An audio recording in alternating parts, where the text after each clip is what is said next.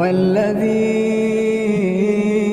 أنزل عليك الكتاب منه آيات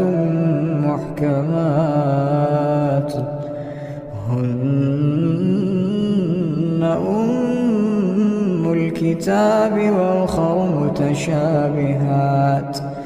فأما الذين في قلوبهم زيغ فيتبعون ما تشابه منه ابتغاء الفتنة وابتغاء تأويله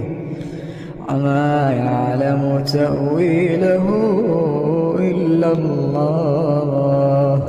والراسخون في العلم يقولون آمنا